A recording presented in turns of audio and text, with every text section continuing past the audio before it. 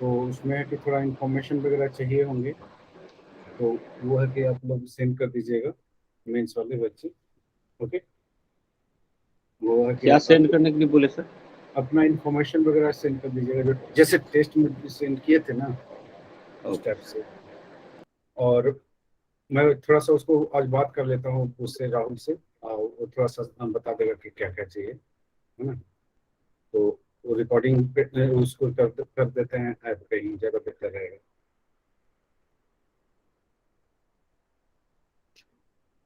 चलिए, तो दो चीजें समझते हैं।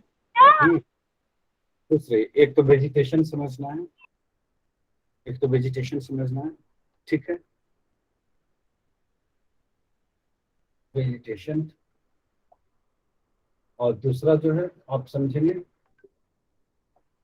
सॉइल, है ना। तो वेजिटेशन यानी कि आप वनस्पति और मिट्टी दोनों समझना, ठीक है। दोनों चीजें आपको समझने की जरूरत है। देखिए, वेजिटेशन में तो है कि आपने देखा था 10 degree north, 10 degree south, zero से, है ना। यहाँ पे वर्षा की मात्रा कितनी होती है? ब्लैक बोर्ड पर लिख रहे हैं क्या सर? 200 सेंटीमीटर। व्हाइट बोर्ड पे? दिख नहीं रहा तो बताना चाहिए ना। हाँ सर, बोल ही तो रहा है कि आपका वीडियो बोलना नहीं आ चाहिए रहा था ना कि सर वीडियो ऑन नहीं है। है। सर बोल तो रहे मैं सोच रहा हूँ कि दिख रहा है आप लोगों को। तो हम लोग देखते हैं 0 डिग्री, 0 से 10 डिग्री नॉर्थ, 10 डिग्री साउथ, है ना। 10 डिग्री नॉर्थ, 10 डिग्री साउथ। यहाँ पे आपने देखा सूर्य की किरणें सीधी पड़ती है, सूर्य की किरणें सीधी पड़ती है, तो यहाँ पे वर्षा सर्वाधिक होता है ना। और वर्षा जो है 200 सेंटीमीटर से अधिक होती है। 200 सेंटीमीटर से अधिक है तो वेजिटेशन यहाँ पे क्या होगा? एवरग्रीन होगा, एवरग्रीन होगा ना। हाँ, एवरग्रीन होगा। चलिए पहले समझ लीजिए, है ना। और यहाँ पे वेजिटेशन, यहाँ पे जो है कि क्या होता है, बर्फ है पोल पे, नॉर्थ पोल और साउथ पोल पे। देखिए, बहुत बहुत ज्यादा है समझने की जरूरत नहीं है, रट्टा मारने की जरूरत नहीं है। जितना समझाते हैं तो केवल बोर्ड पे भी ध्यान देंगे तब भी आपको पढ़ने की जरूरत नहीं पड़ेगी। तो जैसे जैसे वर्षा की मात्रा कम होते जाएगी, वनस्पति तो प्रकार वैसे वैसे क्या होगा, बदलता जाएगा।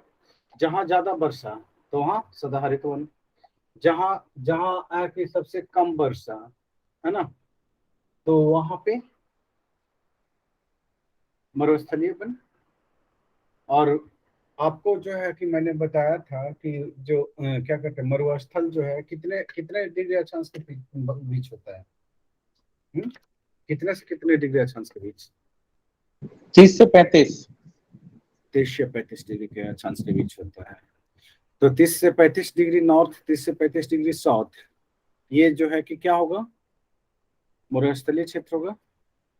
हम्म, जी हाँ सर। होगा ना। तो यहाँ मिट्टी क्या मिलेगी? डेजर्ट सॉइल मिलेगा, मरुस्थलीय मिट्टी टाइप का कुछ ऐसे। हम्म, और ध्रुवों पे जो है कि आपको क्या पाया जाता है? बर्फ, है ना। अब बर्फ पाया जाएगा तो क्या यहाँ पे मिलेगा? टुंड्रा प्रकार के वनस्पति, टुंड्रा प्रकार के वनस्पतियों की जो पत्तियां होती है क्या होती है? नुकीली, नुकीली होती है, नुकीली होती है, ताकि और चौड़ी नहीं होती है ना। इस पे बर्फ गिरे ताकि तो क्या हो, वो आसानी से नीचे आ जाए। नहीं तो अगर बरगद का पेड़ अगर यहाँ पे हो जाए, नॉर्थ पोल और साउथ पोल पे, तो जीवित रहेगा? हम्म, पीपल का पेड़ है वो वहाँ पे होगा? ना सर। नहीं होगा, नहीं होगा ना, नहीं होगा। क्यों नहीं होगा? क्यों नहीं होगा? उसके हिसाब की जलवायु वहां पे नहीं है सर। जलवायु नहीं है। अगर हो वहाँ वहाँ पे नुकीली पत्तियों वाला जो है कि पेड़ पौधे ही होंगे। काई वगैरह, काई देखा है ना, काई, है ना, काई वगैरह वहाँ पे होगा नहीं? काई वगैरह सर होगा? स्काई वगैरह होगा। तो हम लोग जैसे जैसे ऊपर की ओर जाते हैं, जैसे जैसे है कि ध्रुवों की ओर बढ़ते हैं, है ना, ध्रुवों की ओर बढ़ते हैं, तो ध्रुवों की ओर बढ़ते हैं तो हमारी स्थिति क्या होती है, वेजिटेशन की स्थिति क्या होती है।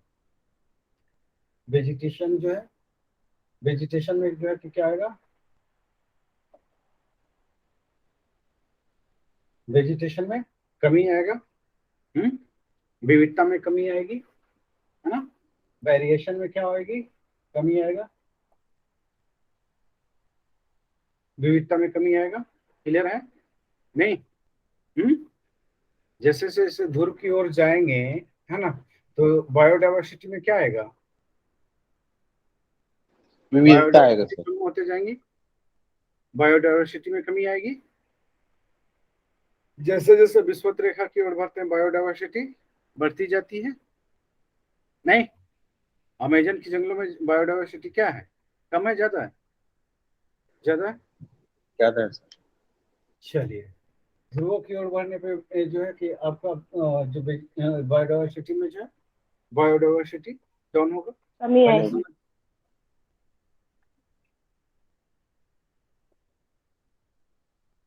बायोडाइवर्सिटी, बायोडाइवर्सिटी ठीक है। तो बायोडाइवर्सिटी में कमी आएगी जैसे जैसे ऊपर की ओर जाएंगे, है ना। सेम स्थिति दक्षिण में भी है। हम्म? अगर जैसे है कि साउथ पोल से जो है कि विषुवत रेखा की ओर बढ़ेंगे, तो बनस्पति ये बायोडाइवर्सिटी में क्या होगी, कमी या वृद्धि, वृद्धि होगी। जी सर। वर्षा की मात्रा, अगर नॉर्थ पोल से जो है ये इक्वेटर की ओर बढ़ते हैं, तो वर्षा की मात्रा क्या होती है, धीरे धीरे बढ़ती जाती है सर। बढ़ती जाती है। और भूमध्य रेखा से ध्रुवों की ओर जाने पर वर्षा की मात्रा कम घटती हो गई जाती सर। घटती जाती है। है। इसके बाद है कि ये समझ लीजिए विषुवत रेखा से ध्रुवों की ओर जाने पे बायोडाइवर्सिटी कमती जाती है।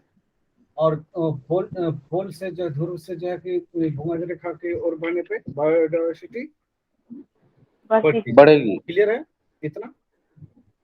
हाँ, ठीक है। अब देखिए ये जो है कि वनस्पतियां जो है कि ये वर्षा के वितरण के अनुसार ही होती है। उसके टाइप्स होता है ना, या नहीं होता है? जी, जी हाँ सर। हाँ। अब देखिए मिट्टी के निर्माण के लिए क्या चाहिए, अब बताइए, मिट्टी के निर्माण के लिए क्या चाहिए बच्चे, ताप चाहिए, नहीं तापमान नहीं चाहिए, टेम्परेचर चाहिए ना। हाँ सर, तापमान चाहिए, चाहिए सर, वर्षा बिल्कुल भी चाहिए। चाहिए, वर्षा भी चाहिए, यस सर। और क्या चाहिए, और कुछ चाहिए, तापमान पवन भी भी चाहिए। चाहिए सर। हाँ, पवन भी चाहिए सर। पवन भी चाहिए, और क्या चाहिए? जैव तत्व। हम्म कौन सा चाहिए जैव बताइए? तत्व। हीट जैव, चाहिए सर। हीट, सूर्य का रोशनी। हाँ, और कुछ? ये दो तीन फैक्टर है जो क्या करता है। हम्म ये दो तीन फैक्टर जो है मिल करके क्या करता है, किसका निर्माण करता अपर्दन होता है, मिट्टी अपर्दन का के बाद निर्माण मिट्टी। करता मिट्टी के निर्माण में भूमिका निभाता है। यहाँ इरोजन भी, अपर्दन भी चाहिए, इरोजन, तो ये तो सब किससे हो जाएगा, ताप और पानी और हवा से। इन फैक्टर जो है मिट्टी निर्माण में प्रमुख कारक के रूप में भूमिका निभाता है। ठीक है, और कुछ है? हम्म अगर ये बताइए, ह्यूमिडिटी हो ही ना, तो मिट्टी का निर्माण होगा? हम्म नहीं नहीं होगा होगा, सर। नहीं होगा। चलिए, तो है कि हम लोग आगे कर लेते हैं इसको। ठीक है, कर लीजिए, लिख लीजिए, लिख लीजिए इसमें,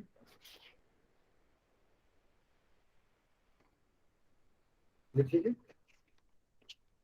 मिट्टी किसको कहते हैं? मिट्टी किसको कहते हैं? खनिज तथा जैव तत्वों के मिश्रण को मिश्रण से होने वाला खनिज एवं जैव तत्वों के गतात्मक प्राकृतिक मिश्रण को मिट्टी कहते हैं। चलिए देखिए जी,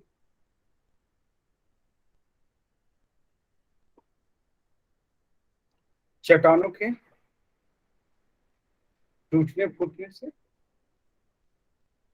चट्टानों के, ऐसे लिखिए, चट्टानों के दाब एवं ताप एवं प्राकृतिक,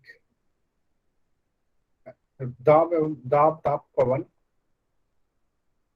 दाब ताप पवन आदि के प्रभाव से, चट्टानों के टूटने से, आदि के प्रभाव से चट्टानों के टूटने के फलस्वरूप मिट्टी का निर्माण होता है। मिट्टी का निर्माण होता है। इसमें खनिज खनिज तत्व विद्यमान होते हैं। खनिज एवं तत्व विद्यमान होते हैं। चलिए, खनिज मतलब सर? खनिज एवं ये मिनरल्स एंड एलिमेंट्स, खनिज एवं तत्व विद्यमान होते हैं। ठीक है। सर मिट्टी वेजिटेशन को एक बार मैप में बता देंगे क्या? हाँ बता दूंगा, पहले आप समझ लो ना, लिख लो ना, जरूरत पड़ती तो मैं खुद ही मैप करवा देता हूँ ना। सर लिख लीजिए। क्या बात कर रहे थे हम? क्या बात कर रहे थे? मिट्टी जो है, मिट्टी नॉन रिन्यूएबल, अनवीकरणीय साधन है, संसाधन है। मिट्टी का निर्माण दीर्घकालीन प्रक्रिया के फलस्वरूप होता है। दीर्घकालीन क्या सर? दीर्घकालीन प्रक्रिया के फलस्वरूप होता है। दीर्घकालीन प्रक्रिया के फलस्वरूप होते हैं। दीर्घकालीन प्रक्रिया के फलस्वरूप होते हैं। दीर्घकालीन प्रक्रिया के फलस्वरूप होते हैं। लॉन्ग टाइम, शॉर्ट टाइम में नहीं होता। लिख लीजिए। मिट्टी निर्माण को प्रभावित करने वाले कारक क्लाइमेट, जलवायु, जीव, जीव को क्या कहते हैं? बायोम। उच्चावच, उच्चावच को क्या बोलते हैं इंग्लिश में? कर लोगे? आधार सेल,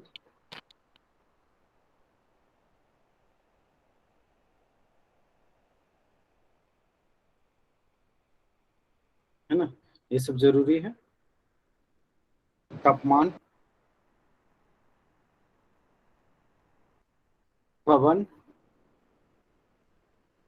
अगर ये सब नहीं होंगे तो मिट्टी का निर्माण होगा क्या? नहीं होगा। चलिए, है ना, साथ ही साथ कि क्या कहते हैं, ये वेजिटेशन, वनस्पतियां, ये भी मिट्टी निर्माण में सहायक होती है। हम्म, होती है। चट्टान कर चुके हैं ना। चलिए, तो ये जो है आपके मिट्टी निर्माण के प्रमुख घटक है। अगर इन घटकों में से किसी को भी कम कर दिया जाए तो मिट्टी निर्माण नहीं हो पाएगा। चलिए लिख लेते हैं नेक्स्ट पॉइंट। नेक्स्ट पॉइंट लिख लीजिए।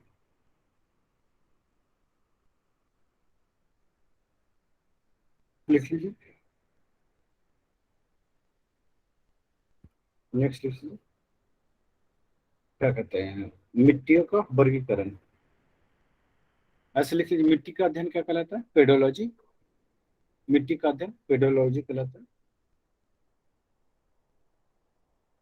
पेडोलॉजी कहलाता है। रेडियोलॉजिकल है तो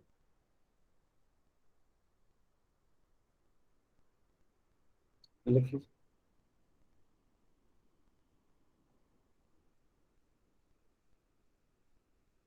मिट्टी को विश्व में मिट्टी को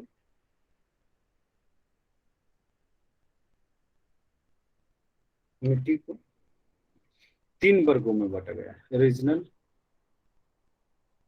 या क्या कहते हैं, तीन भागों में बांटा गया। लिख लीजिए। पहला जोनल सॉइल, यानी कि क्षेत्रीय मिट्टी, जोनल सॉइल क्षेत्रीय मिट्टी, तो इसमें लिख लीजिए जोनल सॉइल। और दूसरा अंतर क्षेत्रीय, इंट्राजोनल सॉइल, इंट्राजोनल सॉइल। और अब अक्षेत्रीय मिट्टी, यानी कि अजोनल सॉइल। ठीक है, लिख लीजिए। पहला क्षेत्रीय मिट्टियां लिख लीजिए। ये पृथ्वी पर अक्षांशीय पेटियां बनाती हैं। इन क्या मिट्टी सर? अक्षांशीय पेटी, मतलब सर? अक्षांश को क्या बोलते हैं? इक्वेटर। इक्वेटर बोलते हैं। हम्म? सही, हिंदी में तो कमजोर है। अक्षांश को इक्वेटर बोलते हैं। Longitude, latitude longitude. यस हाँ, लॉन्गिट्यूड। इक्वेटर तो ये विषुवत रेखा को बोलते हैं ना। यस। लिख लीजिए।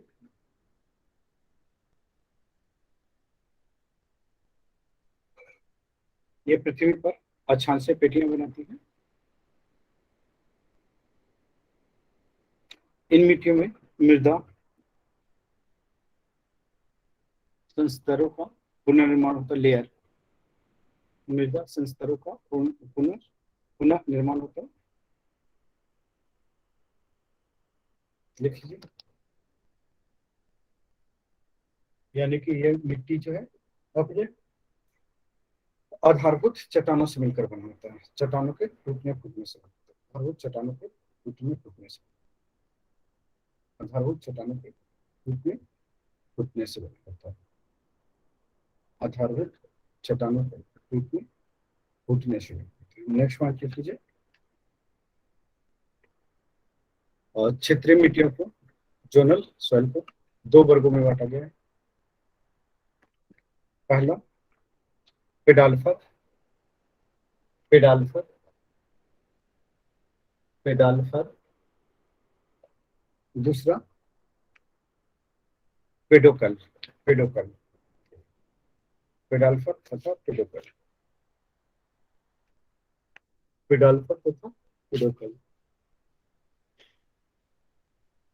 पेडाल्फर तथा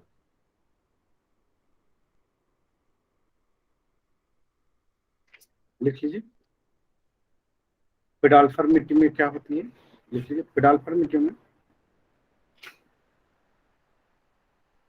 पहला लिखा है इसको, क्षेत्रीय मिट्टी का पहला पेडाल्फर मिट्टी लिख लीजिए। इसमें एल्यूमिनियम एवं लौह तत्व की एल्युमिनियम एवं फेरस की अधिकता होती है।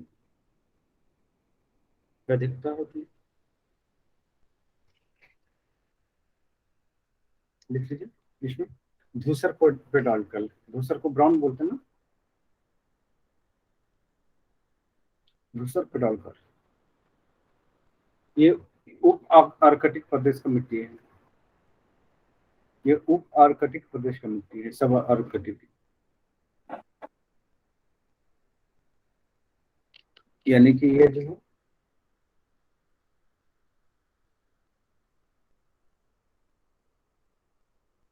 90 डिग्री, 20, हाफ 22 डिग्री, ये जो है आपका 45 डिग्री,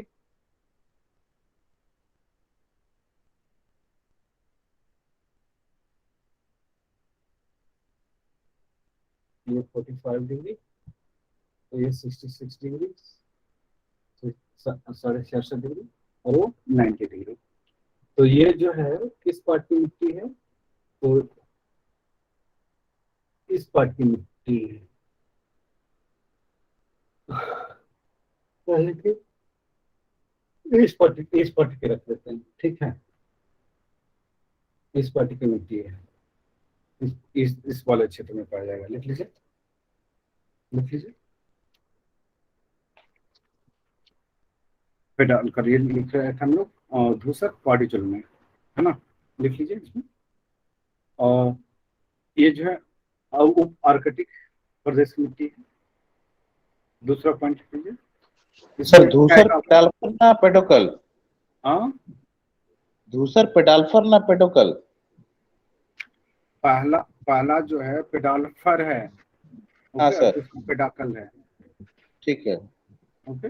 अभी जो धूसर बता रहे थे वो किस पहला कर रहे पेडाल्फर था ना? हैं, पेडाल्फर कर रहे हैं, अच्छा, पेडाल्फर लिखवा रहे हैं, पहला वाला टाइप। कहाँ कंफ्यूज हो जा रहे हैं? नहीं अभी आप लास्ट तो स्टेटमेंट बोले ना धूसर पेडोकल, मैं थोड़ा सा कंफ्यूज हुआ सर। लिख लीजिए, लिख लीजिए। तो ये उप आर्कटिक यानी कि सब आर्कटिक प्रदेश की मिट्टी है। दूसरा लिख लीजिए, दूसरा पॉइंट, यह इसकी प्रकृति अम्लीय है। तीसरा पॉइंट लिख लीजिए, ये टैगा, लिख लीजिए इसमें टैगा तथा कोंधारी कोंधारी वन मिलते हैं, वन मिलते हैं, वन मिलते हैं, और यहाँ खेती संभव नहीं है, कृषि के लिए अनुपयुक्त है। नेक्स्ट लिख लीजिए, next sir next point. Taiga में किस तरह का मतलब कि पेड़ पौधा पाया जाता है? टैगा और कोणधारी, कोणधारी थोड़ा बता दीजिए छोटे सर। छोटे झाड़ी टाइप के होते हैं। अभी ये जो है कि उप आर्कटिक सब आर्कटिक प्रदेश का 66 डिग्री से ऊपर नहीं जाएंगे तो पेड़ों की ऊंचाई क्या होगी? छोटा होता चला जाएगा। जैसे यस जैसे सर, वर्षा की मात्रा कम होती जाएगी वैसे वैसे क्या होगा? पेड़ पौधे छोटे हो जाएंगे पेड़ों सर। के आकार छोटे होते जाएंगे, है ना। और सर ऐसे पेड़ों की पत्तियां भी सब नुकीली होती है, हाँ, टैगावन। पेड़ों की पत्तियां निकली है। अभी थोड़ा देर पहले ही बताया था ना, नहीं बताया था? बताया चलिए था सर। अभी थोड़ा ये देर, अभी मैं समझ नहीं थोड़ा पा देर, रहा, कोणधारी। आप लोग ध्यान नहीं देते मेरे शब्दों पे तो गड़बड़ वही होता है। चलिए लिख लेते हैं नेक्स्ट पॉइंट। नेक्स्ट लिख लीजिए, धूसर ब्राउन भूरी मिट्टी, पॉडिजल, धूसर पॉडिजल। इसको इसको इंग्लिश में क्या कहेंगे? धूसर को क्या बोलते हैं? ग्रे। ग्रे, ग्रे ब्राउन, है ना, ग्रे ब्राउन। ऊपर में ग्रे लिखिए, ग्रे पॉडिजल, फिर ग्रे ब्राउन पॉडिजल, ठीक है। ये ग्रे ब्राउन पॉडिजल में लिख लीजिए, लिख लीजिए। यह मध्य अक्षांशीय पतझड़ वनों की पेटी है। मध्य अक्षांशीय पे कहाँ आ जाएगा? यहाँ पर 45 डिग्री के आसपास, क्लियर है? 45 डिग्री अक्षांश के आसपास की मिट्टी है। लिख लीजिए, लिख लीजिए।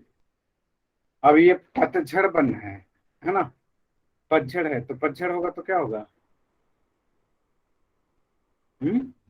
पत्तियां पेड़ यहाँ पे गिरा देगी तो मिट्टी क्या होगी? अपेक्षाकृत उपजाऊ होगी, होगी नहीं होगी?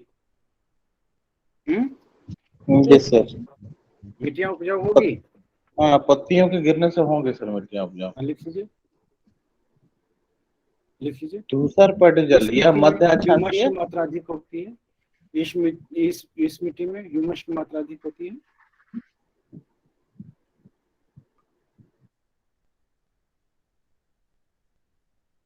यह मध्य अक्षांशीय पतझड़ वन की पेटी में पाई जाती है, ठीक है। नेक्स्ट लिख लीजिए, नेक्स्ट लिख लीजिए। इस मिट्टी में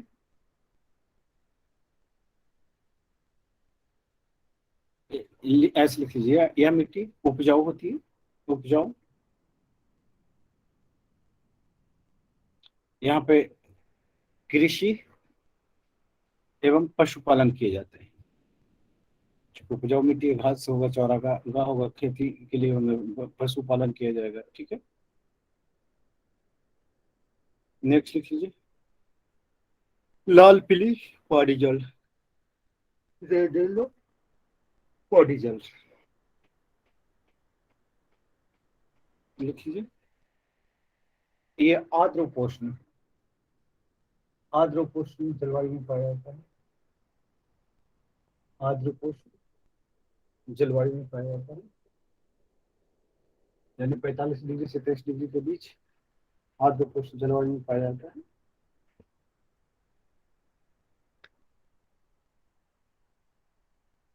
पैंतालीस डिग्री से 23.5 डिग्री से 45 डिग्री लिख लीजिए। इसमें इस यहाँ लिख लीजिए। इस मिट्टी का निर्माण पॉडजुलाइजेशन एवं लेटराइजेशन की प्रक्रिया से होती है। इस मिट्टी का निर्माण पॉडजुलाइजेशन और लेटराइजेशन द्वारा निर्मित होती है। इसमें ह्यूमस की मात्रा कम होती है। नेक्स्ट लिख लीजिए।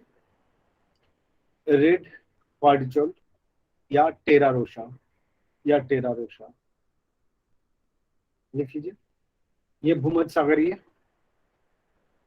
प्रदेशों और चुना वाले क्षेत्र में यह मिट्टी मिलती है। चुना वाले क्षेत्र में मिट्टी मिलती है। इसमें फेरस ऑक्साइड की अधिकता के कारण यह लाल होता है, यह मिट्टी लाल होता है। नेक्स्ट लिख लीजिए। इसमें सर थोड़ा धीरे से। ह्यूमस की कमी होती है। सिलेबस बहुत लंबा है ना, हर पॉइंट को लिखवाना असंभव करने की कोशिश करता हूं, तो आपको फास्ट करना पड़ेगा। नेक्स्ट लिख लीजिए। लेटराइट मिट्टी तो लेटराइट मिट्टी उच्च तापमान और भरपूर वर्षा, यानी कि ये भूमध्य रेखा के आसपास की मिट्टी है। लिख लीजिए। उच्च तापमान एवं प्रचुर वर्षा वाले क्षेत्र में यह मिट्टी पाया जाता है, यानी कि यह मिट्टी किस क्षेत्र की है? उष्णकटिबंधीय क्षेत्र की, यानी कि 10 डिग्री 0 से 10 डिग्री उत्तर और 10 डिग्री दक्षिण में यह मिट्टी पाया जाता है। नेक्स्ट लिख लीजिए। अब ज्यादा तेज होगा, है ना, ज्यादा तेज बारिश होगी तो क्या होगी? ऊपर के जो जितने भी क्या कहते हैं पोषक तत्व है, सब छन छन के नीचे चले जाएंगे। हाँ, फिल्टर्ड हो जाएगा, निक्षालन। तो लिख लीजिए।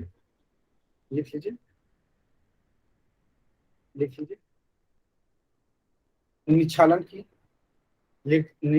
क्रिया की अधिकता के कारण इस मिट्टी का निर्माण हुआ है। इतने फुटने से ज्यादा बारिश होगा लगातार। नेक्स्ट लिख लीजिए। नेक्स्ट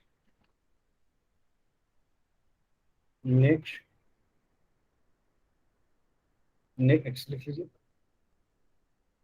इस मिट्टी के ऊपरी भाग में फेरस ऑक्साइड तथा एल्यूमिनियम के लवणों की अधिकता होती है। अब दूसरा लिख लीजिए। दूसरा टाइप का मिट्टी था जो, है ना, जोनल सॉइल का दूसरा टाइप का मिट्टी क्या था? पेडोकल। तो पेडोकल में जो है कि पहला लिख लीजिए प्रेरी सॉइल। अब ये कनाडा वाला क्षेत्र देखा है? कनाडा वाला क्षेत्र देखा है? प्रेरी है नहीं? लिख लीजिए। यह शीतोष्ण आर्द्र प्रदेशों में लंबी घास की भूमियों में पाई जाती है।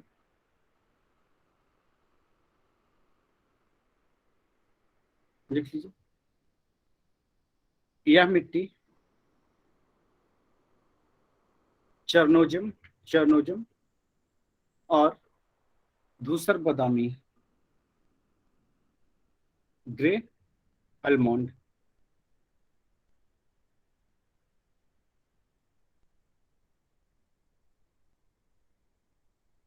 धूसर बादामी क्वाड्रिजल के मिश्रित गुणों से बने होते हैं। नेक्स्ट लिख लीजिए। इसमें ह्यूमस की मात्रा अधिक होती है। ह्यूमस सरप्लस होता है। इसका रंग जो है अधिक ह्यूमस होगा तो क्या होगा, काला भूरा। अधिक ह्यूमस होने के कारण इसका कलर काला भूरा होता है, रंग काला भूरा होता है। ये मिट्टी क्या होगी, ह्यूमस की अधिकता है तो जब ह्यूमस की अधिकता होगी तो उपजाऊ होगी। लिख लीजिए। ये कहाँ पाया जाता है, यूएसए, कनाडा, दक्षिणी अमेरिका के पंपास वाला क्षेत्र, हंगरी के पुस्टाज वाला क्षेत्र, ऑस्ट्रेलिया के डॉन्स वाला क्षेत्र, है ना। और ये सब क्या है, घास के मैदान है ना। तो ऑस्ट्रेलिया में कौन सा मैदान है घास का, डॉन्स है। और हंगरी में जो है, हंगरी में पुस्टाज, और ये क्या कहते हैं, दक्षिण अमेरिका में पंपाज, और उत्तरी अमेरिका में प्रेरी। चलिए लिख लीजिए। चरनोज मिट्टी, यह मिट्टी सर्वाधिक उपजाऊ मिट्टी है, सर्वाधिक उपजाऊ और भुरभुरी है, क्रिस्टलाकार ना। भुरभुरी को क्या बोलते हैं। नेक्स्ट लिख लीजिए। इस मिट्टी में सिंचाई की आवश्यकता कम होती है। यह मिट्टी स्टेपी वाले मैदानों में मिलते हैं, स्टेपी वाले मैदानों में मिलते हैं। इसमें ह्यूमस की अधिकता होती है, और अधिकता होगी तो ये काला हो जाएगा, काली मिट्टी कहलाएगी। ठीक है। और इस नेक्स्ट लिख लीजिए। चेस्टनट सॉइल, ये जो है चरनोजम मिट्टी के, लिख लीजिए, चरनोजम मिट्टी के शुष्क भागों में गहरे भूरे रंग की यह मिट्टी पाई जाती है। लिख लीजिए। ह्यूमस की मात्रा चरनोजम मिट्टी से कम होती है इसमें। नेक्स्ट लिख लीजिए। रेड चेस्टनट, लिख लीजिए, लाल चेस्टनट और लाल भूरी, रेड ग्रे। भूरी का ये होगा ना, क्या कहते हैं, ब्राउन, है ना। लिख लीजिए। लाल चेस्टनट और लाल भूरी मिट्टी, लिख लीजिए। यह सवाना क्षेत्र की मिट्टी है, यानी कि सवाना का ऐसा होता है, अर्ध शुष्क। नेक्स्ट लिख लीजिए। नेक्स्ट साइरोजिम या धूसर मरुस्थलीय मिट्टी, ये कहाँ पाया जाता है, मध्य शुष्क भागों में पाई जाने वाली मिट्टी। और मरुस्थलीय मिट्टी कैसी होती है, अम्लीय या क्षारीय, तो क्षारीय मिट्टी होती है। क्षारीय मिट्टी, क्षारीय मिट्टी किसका कौन कहलाएगा, जिसका पीएच कितना पीएच, 7 से अधिक होगा सर। हाँ, 7 से ऊपर, 7 से कम होगा तो अम्लीय। नेक्स्ट लिख लीजिए। रेड डेजर्ट सॉइल, लाल मरुस्थलीय मिट्टी, यह उष्ण कटिबंधीय शुष्क मरुस्थलीय प्रदेश की मिट्टी है। इसमें ह्यूमस का अभाव होता है। नेक्स्ट लिखिए। टुंड्रा प्रदेश की मिट्टी, यह अल्प विकसित मृदा है। इसमें जैव तत्व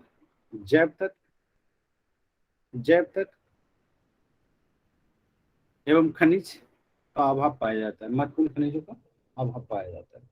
दूसरे टाइप की मिट्टी लिख लीजिए। इसमें लिख लीजिए अंतः क्षेत्रीय मिट्टी, यानी कि इंट्राजोनल सॉइल। इंट्राजोनल सॉइल को 3 वर्गों में बांटा गया है। अंतः स्थलीय मिट्टी को, अंतर क्षेत्रीय मिट्टी को 3 भागों में बांटा गया। तो लिख लीजिए, पहला दलदली मिट्टी, हाइड्रोमॉर्फिक सॉइल, इसके अंतर्गत चारागाह, पीट, बॉग मिट्टियां शामिल हैं। नेक्स्ट लिख लीजिए, लवण युक्त मिट्टी, हालोमॉर्फिक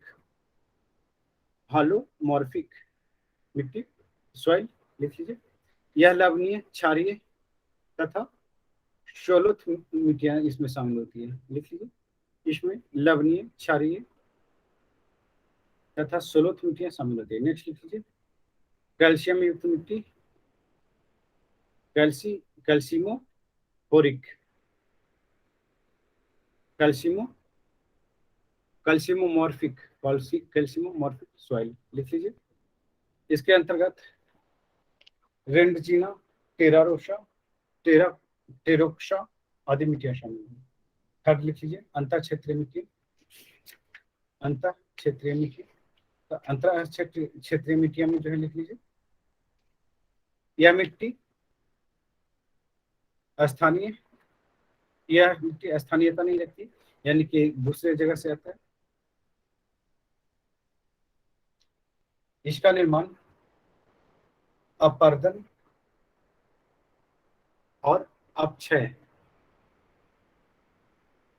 अपक्षय में क्या होता है, चट्टानें टूट के वहीं पे रह जाती है। अपर्दन में क्या होता है, एक जब चट्टानें टूटती तो एक स्थान से दूसरे स्थान पर क्या होती है, स्थानांतरित हो जाती है। तो ये बताइए कि ये मिट्टी, मैंने बोला कि ये मिट्टी स्थानीय नहीं है, तो इसमें अपक्षय हो या अपर्दन होगा? अपर्दन होगा सर। अपर्दन। इस मिट्टी का निर्माण अपर्दन के द्वारा हुआ, अपर्दन के द्वारा हुआ।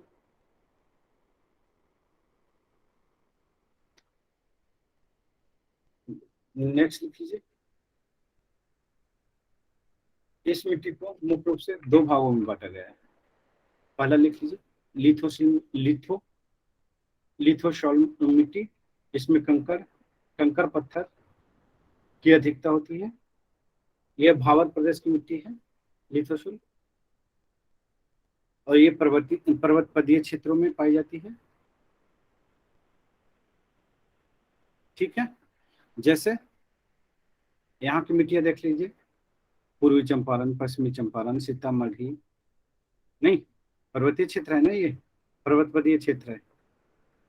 जस्ट ऊपर बढ़ते तो हिमालय शुरू हो जाती है ना।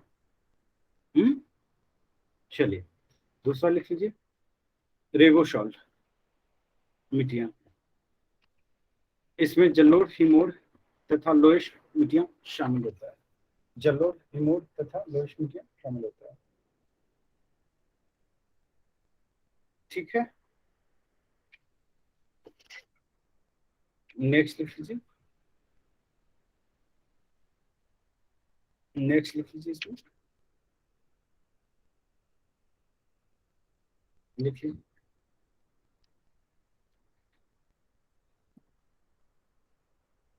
बहुत सारी मिट्टियां हैं, कितना लिखिएगा, लाल मिट्टी, काली मिट्टी, पीली मिट्टी है ना, लेटराइट मिट्टी, क्या कहते हैं, जलोढ़ मिट्टी, दोमट मिट्टी है ना, बहुत सारी चीजें। तो वो इंडिया के कॉन्टेक्स्ट में ये सब सारे देख लेंगे हम लोग, है ना, वर्ल्ड के कॉन्टेक्स्ट में अभी देख रहे हैं। तो लिख लीजिए,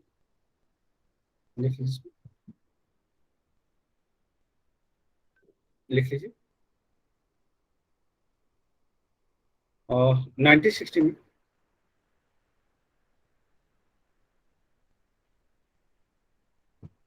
मिट्टियों के वर्गीकरण के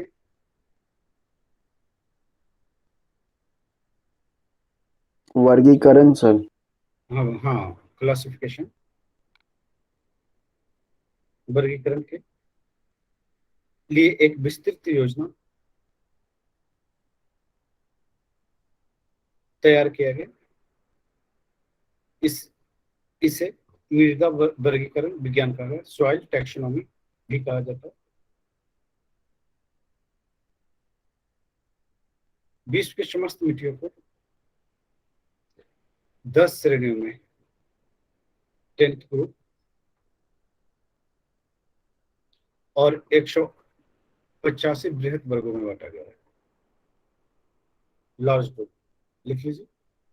पहला लिख लीजिए अविकसित मिट्टी, तो इसमें एंटीशॉल,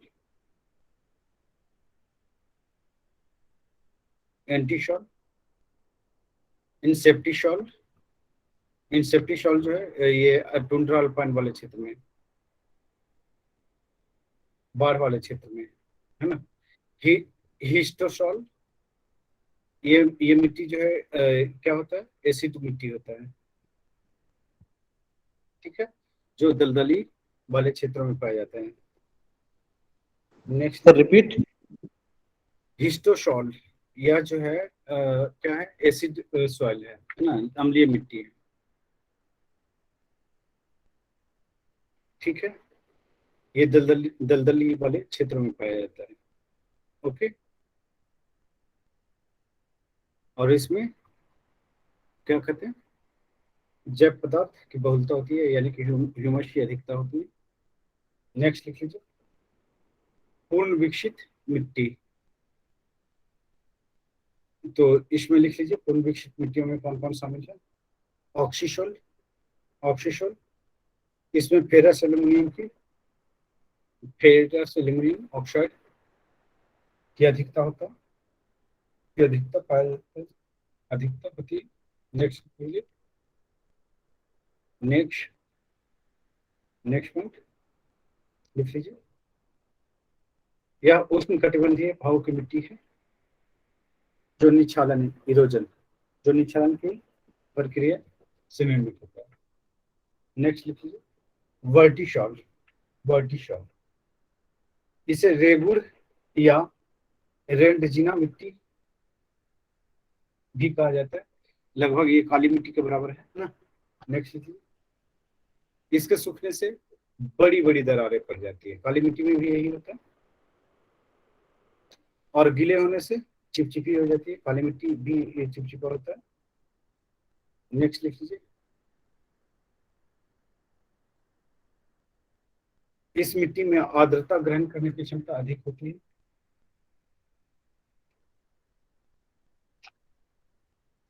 नेक्स्ट लिख लीजिए, आर्द्रता मतलब सर? ह्यूमिडिटी। नेक्स्ट लिख लीजिए अल्फीशॉल, ये आर्द्र व उष्णार्द्र प्रदेशों की मिट्टियां हैं, यानी कि ये जो है कि दोनों क्षेत्र में पाया जाएगा, क्या कहते हैं 10 डिग्री के आसपास और उससे उसको बाद वाले भी क्षेत्रों में, यानी कि ये कितने से कितने डिग्री के बीच, जीरो से लेकर करके ये 45 डिग्री के बीच में है ना। नेक्स्ट लिख लीजिए, यह मिट्टी, इसमें क्या कहते हैं एल्युमिनियम और फेरस की अधिकता होती है, जिसके कारण ये मिट्टी अम्लीय होता है, अम्लीय एसिड। इसमें ह्यूमस की कमी होती है, जिसके कारण उर्वरक शक्ति भी कम होती है। नेक्स्ट लिख लीजिए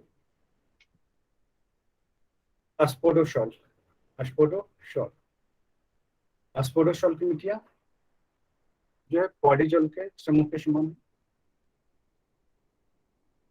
ये टैगा क्षेत्रों में मिलने वाली मिट्टी है और ये अत्यधिक अम्लीय है।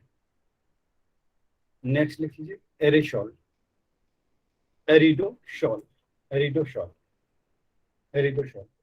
ये रेगिस्तान प्रदेश की मिट्टी है,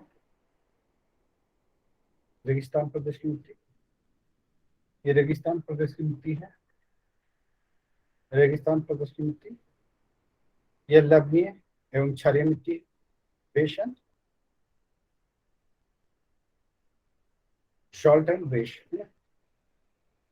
नेक्स्ट लिख लीजिए क्षारीय मिट्टी, अब सीधी सी बात है कि क्षारीय है, इसमें सॉल्ट ज्यादा है तो ह्यूमस होगी नहीं, तो लिख लीजिए इस मिट्टी में ह्यूमस की कमी होती है, जिसके कारण ये उर्वरक नहीं होता।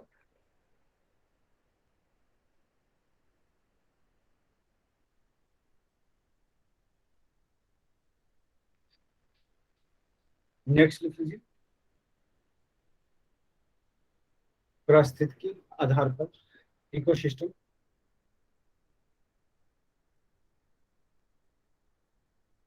पारिस्थितिकी आधार पर मृदा के प्रकार लिख लीजिए। शोल या शेल या मलवा मिट्टी, है ना, कोलोबियल मिट्टी, कोलोबियल सॉइल लिख लीजिए। वैसे मृदा जो पृथ्वी के आकर्षण के द्वारा दूसरे स्थान पर पहुंचती है, ये सोल मृदा कहलाएगी। नेक्स्ट लिख लीजिए। बलोड़ मृदा यानी कि ईओलन सॉइल, है ना, ये लिख लीजिए। वैसे मृदा जो अपने बनने के स्थान से वायु द्वारा उड़ाकर दूसरे स्थान पर ले जाया जाता है। लोएस के मैदान भी इसमें शामिल हो जाएगा, लिख लीजिए। जलोढ़ मृदा एलुवियल सॉइल, वैसी मृदा जो बनने के स्थान से जल द्वारा बहाकर दूसरे स्थान पर स्थानांतरित किया जाता है, जलोढ़ मृदा कहलाती है। नेक्स्ट लिख लीजिए। बाहित मृदा ट्रांसपोर्टेड सॉइल लिख लीजिए। वैसी मृदा जो बनने के स्थान से जल द्वारा बहाकर दूसरे स्थान पर पहुंचती है, ये जलोढ़ मृदा के टाइप का ही है। नेक्स्ट लिख लीजिए। अवशिष्ट मृदा रेसिडुअल सॉइल लिख लीजिए। वैसी मृदा जो बनने के स्थान पर पड़ी रहती है, अवशिष्ट मृदा कहलाती है। अब देखिए, अपरदन के कारण क्या क्या कारण है, मिट्टी अपरदन के कारण क्या क्या है। वन का कटाव करते हैं बहुत तेजी से, है ना, चारागाह का निर्माण करते हैं, तो उससे भी मिट्टियाँ जो है क्या होती है, तेजी से कटाव होती है। जब वन काटेंगे तो हवा के द्वारा भी, वर्षा के जल के द्वारा भी मिट्टियों का क्या होती है, अपरदन होती है। ठीक है।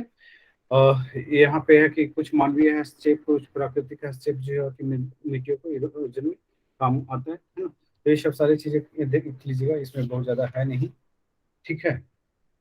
अब जो है कि आपका ये जो बच्चा है ये लिख लीजिए वेजिटेशन लिख लीजिए।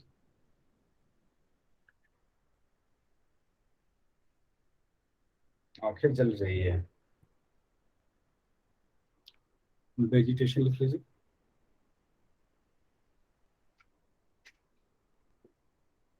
बायोम क्या होता है, बायोम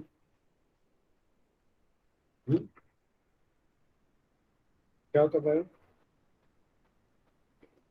बताइए। जीवों का पारिस्थितिक तंत्र का एक भाग है। जीवों का पारिस्थितिक तंत्र का एक भाग है। अच्छा, दो भाग नहीं है।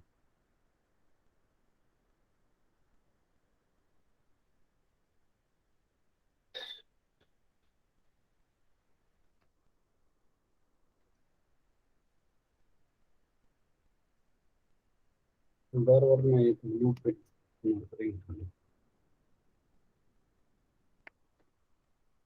देख लेते हैं।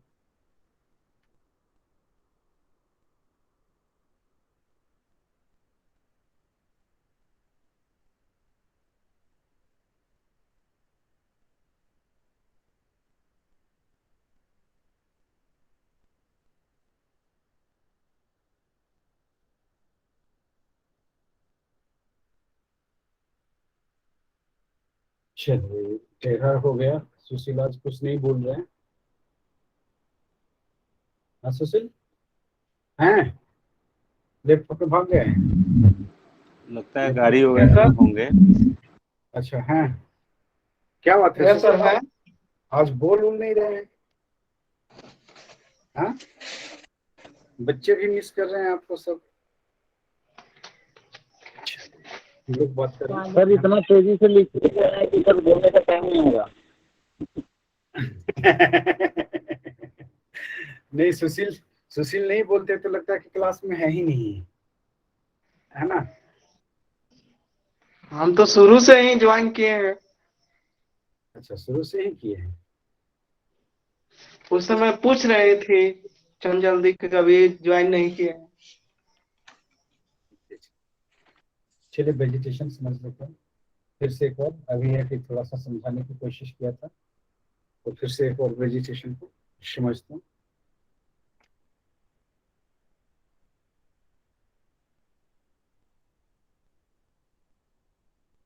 चलिए मान लीजिए गोल, है ना। अब जिनको जिनको टेढ़ा दिखेगा वो अपनी आप गोल कर लीजिएगा तो गोल दिखेगा, है ना सुशील। चलिए लगभग गोल बना दिया।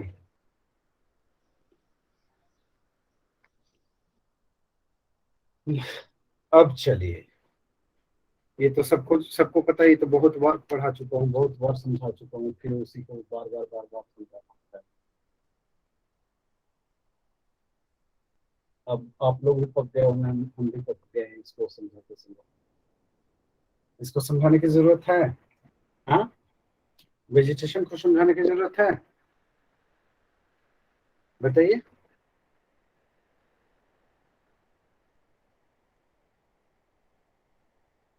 है समझाने की जरूरत? हैंड रेज कर दीजिए। अगर लगता है कि समझाने की फिर से जरूरत है तो फिर से हम टाइम काट लेंगे। नहीं सर।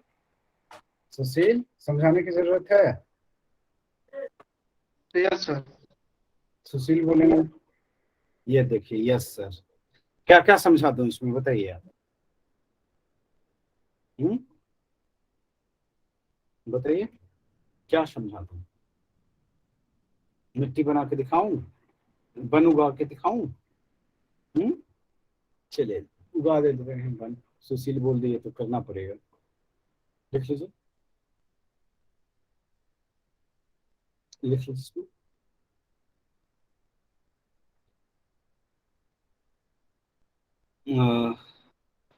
बायोम लिख लीजिए,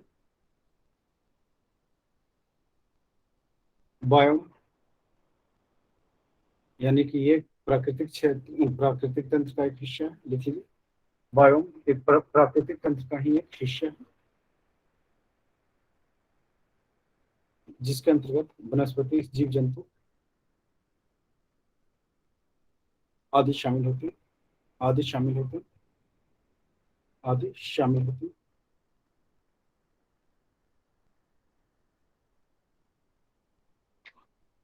चलिए लिख लीजिए, लिख लीजिए, लिख लीजिए, लिख लीजिए। बायोम का निर्माण जटिल जटिल जटिल जैव समुदाय द्वारा विकसित होते हैं। नेक्स्ट लिखिए। अब इसमें जैव समुदाय का ज्यादा इंपॉर्टेंस है तो लिखिए, बायोम का विश्व में निम्न भागों में बांटा गया है। तो पहले सदाहरित वन लिखिए, एवरग्रीन बायोम यानी कि वन, है ना।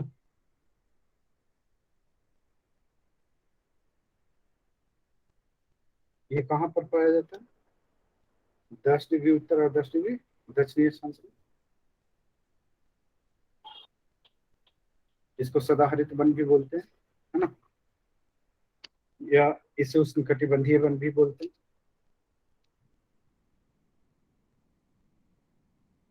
उष्णकटिबंधीय वन, उष्णकटिबंधीय वन। इसको उष्णकटिबंधीय को क्या बोलते हैं? ट्रोपोस्फेरिक क्या बोलते हैं? देख लीजिए, यहाँ पे वर्षा की मात्रा कितना? 200 डिग्री से 200 सेंटीमीटर से अधिक, 200 सेंटीमीटर से अधिक 200 सेंटीमीटर से अधिक। तापमान जो है कितना डिग्री के आसपास बना होता है? 30 से 35 डिग्री के आसपास तापमान बने होते हैं। ये एवरेज तापमान लिखवा रहा हूँ, ज्यादा भी हो सकता है।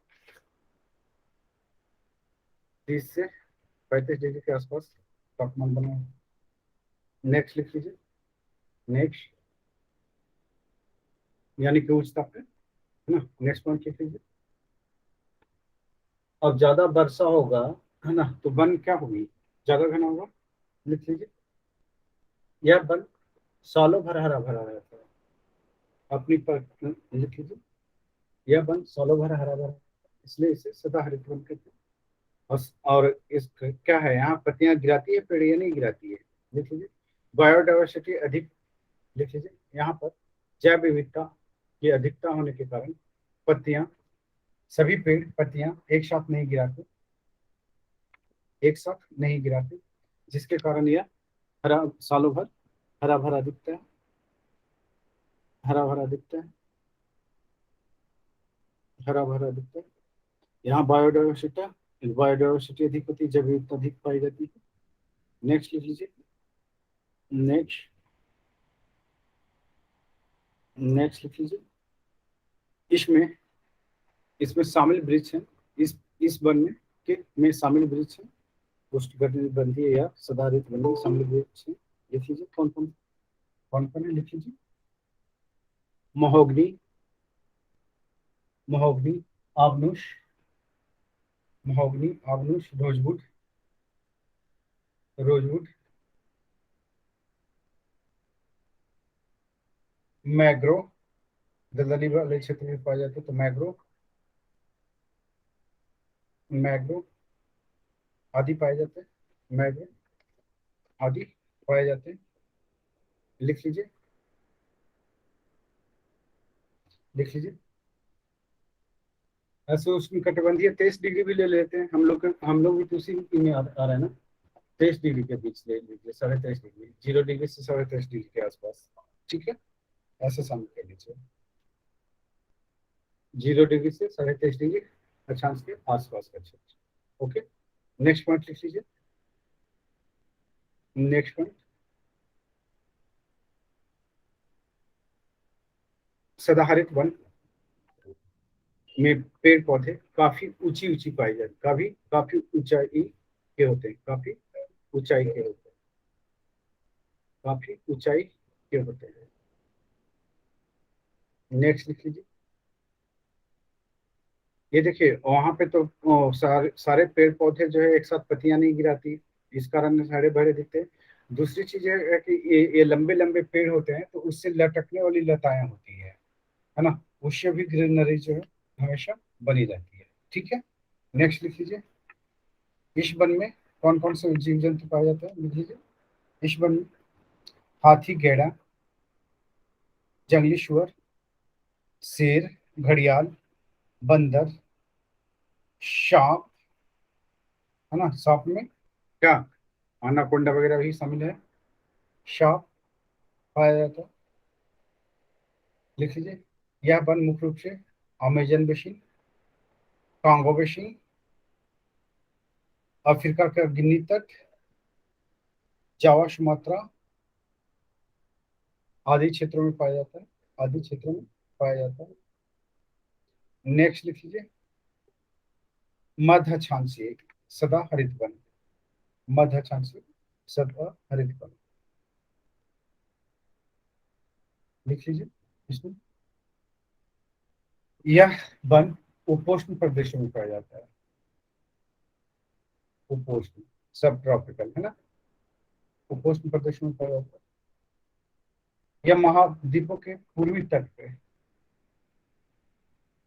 महाद्वीपों के पूर्वी तट पे पाया जाता है। देख लीजिए, इस वन में एक ही वृक्ष की प्रधानता पाई जाती है, एक ही तरह के वृक्ष की प्रधानता पाई जाती है। यहाँ पे पत्तियां चौड़ी होती है, लकड़ी कठोर होता है ना। वृक्ष के प्रकार लिख लीजिए, oak, oak, laurel, laurel, magnolia, eucalyptus जैसे ऑस्ट्रेलिया वगैरह है ना, नेक्स्ट लिख लीजिए भूमध्य सागरीय वन, मेडिटेरियन फॉरेस्ट।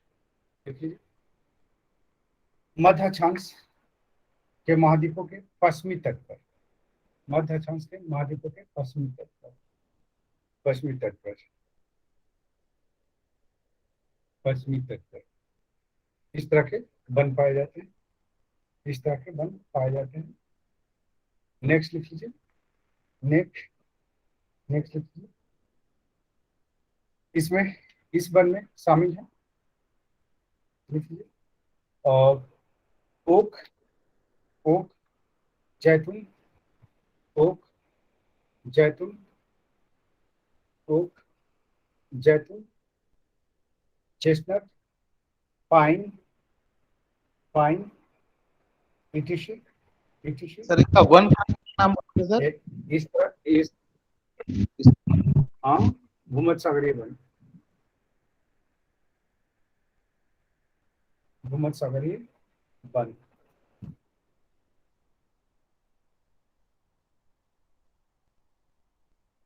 नेक्स्ट लिख लीजिए, नेक्स्ट, नेक्स्ट पॉइंट लिख लीजिए इसमें। वीडियो नहीं है। इस वन में इस वन में क्या होता है, बनिए आग, है ना। लिख लीजिए इस तरह के बनों में गर्मियों में प्राय प्राय आग, आग पकड़ लेती है, पकड़ लेती है, जिससे जिससे ये क्या कहते हैं, बायोडाइवर्सिटी को, जैव विविधता को काफी नुकसान होता है, काफी नुकसान होता है। लिख लीजिए,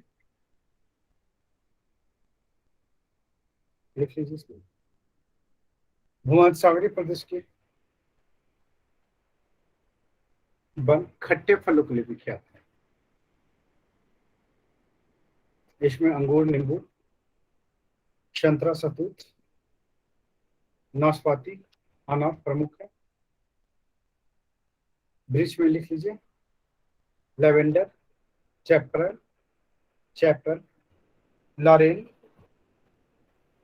आदि पाए जाते हैं। नेक्स्ट लिख लीजिए शंकुधारी,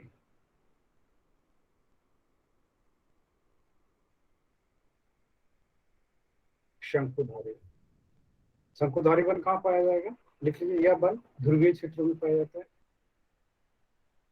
ध्रुवीय क्षेत्रों में पाया जाता है, ध्रुवीय क्षेत्रों में,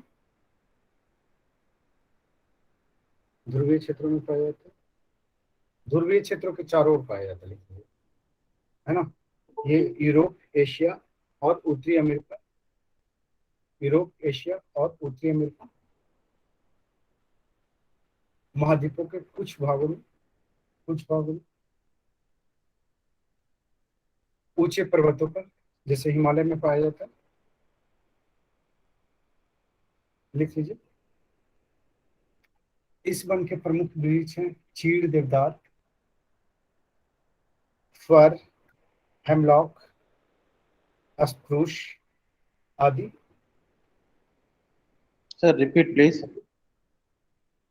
चीड़, देवदार, हेमलॉक, स्प्रूस, फर आदि। इसकी पत्तियां क्या होती है, नुकीली होती है, मोटी और नुकीली होती है।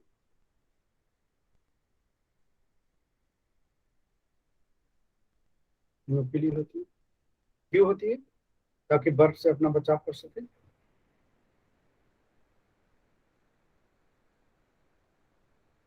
लिख लीजिए शंकुधारी वन विश्व के वन क्षेत्रों में के अंतर्गत, विश्व के वन क्षेत्रों के अंतर्गत सर्वाधिक विस्तार रखते हैं, सर्वाधिक विस्तार रखते हैं।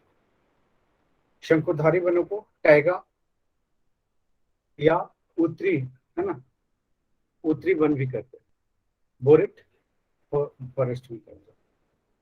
ठीक है, इसमें जो है लोमड़ी, लोमड़ी देखिए, लोमड़ी, मिंक, मयूर और Siberian crane, crane, Siberian crane जैसे पशु, पक्षी एवं जानवर पाए जाते हैं। नेक्स्ट लिख लीजिए पर्णपाती वन,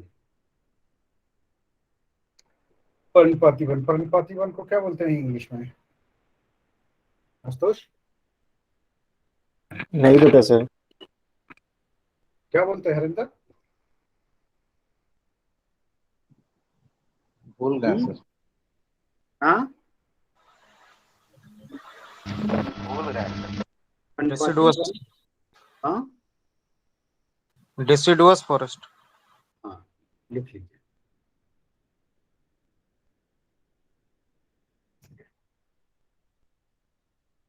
अब देखिए, पर्णपाती कहाँ पे होगी? जहां वर्षा ज्यादा होगी या कम होगी?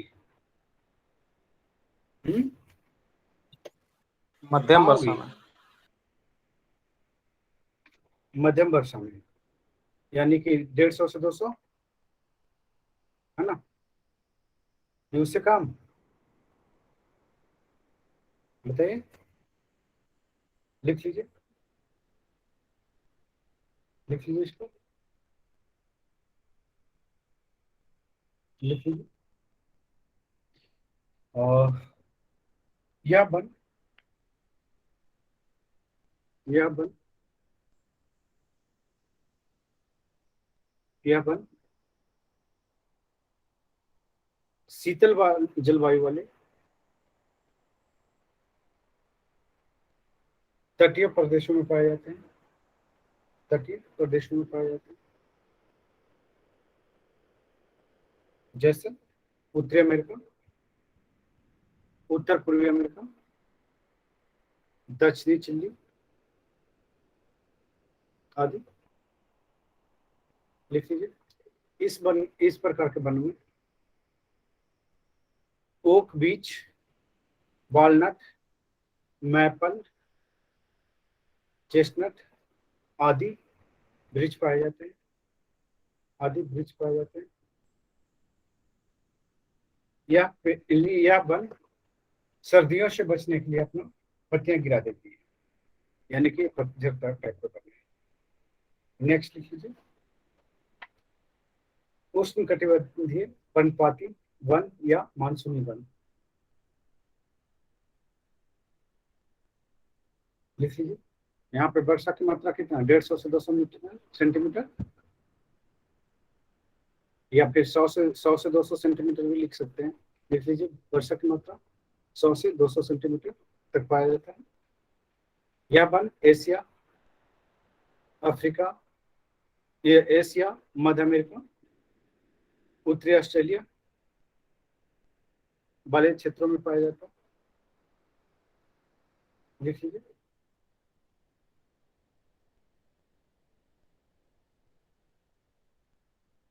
यह वन अपना पत्तियां ग्रीष्म ऋतु में गिरा देती है, ग्रीष्म ऋतु में गिरा देती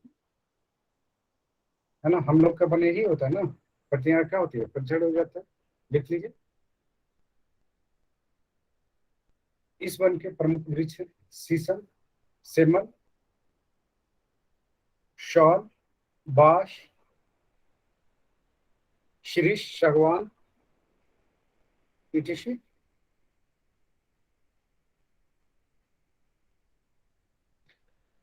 नेक्स्ट लिख लीजिए, शवाना वन। ये कहाँ पाया जाएगा शवाना? जहाँ पे गर्मी अधिक होगी? नहीं, लिख लीजिए, अफ्रीका वगैरह में, है ना? लिख लीजिए।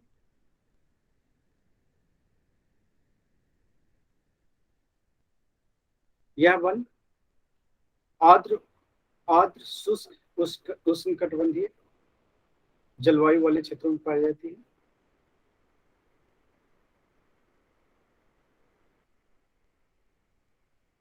यह वन पार्कलैंड वाले भूमि भी कहलाता है, पार्कलैंड भूमि कहलाता है।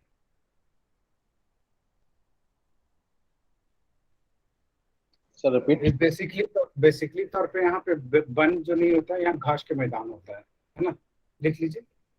यहाँ पर लंबी लंबी घास के मैदान होते हैं, लंबी घास के मैदान होते हैं, करीब करीब 5 मीटर तक घास की लंबाई होती है। ठीक है। यह वन मुख्य रूप से अफ्रीका, भारत, ब्राजील, पूर्वी ऑस्ट्रेलिया आदि में पाए जाते हैं।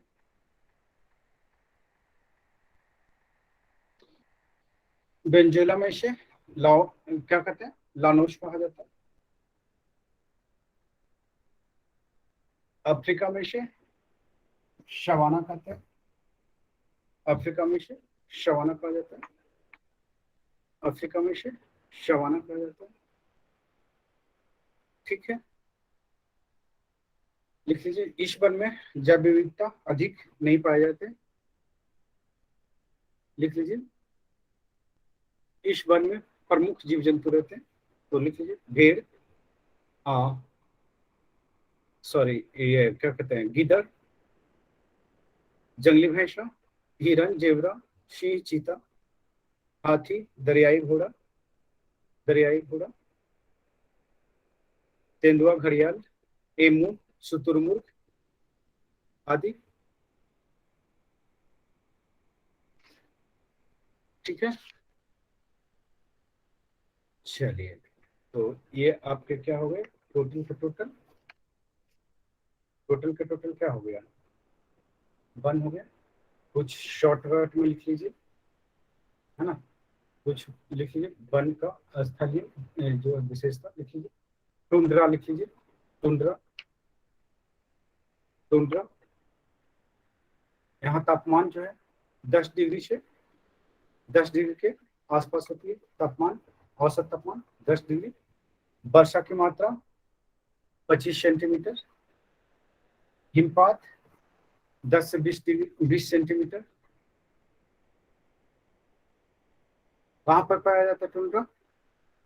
ध्रुवीय प्रदेशों में, हिमाच्छादित क्षेत्रों में।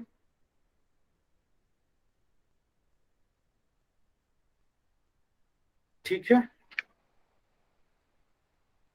लिख लीजिए। नेक्स्ट लिख लीजिए, इसमें वनस्पति जो है ये वृक्ष विहीन है। इसमें जो है मॉस, काई जिसको बोलते हैं, लाइकेन, कुछ घास एवं छोटी झाड़ियां पाई जाती है। नेक्स्ट लिख लीजिए, टैगा या बोरियल वन पूछा हुआ है, टुंड्रा भी पूछा हुआ है, टैगा भी पूछा हुआ है। कहाँ पूछा है? यूपीएससी में पूछा है, यूपीएससी में पूछा है, यूपीएससी में पूछा है।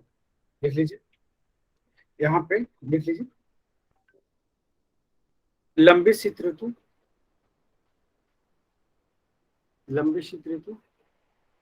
ग्रीष्म ऋतु की अवधि छोटी होती है, 2 से 3 महीने।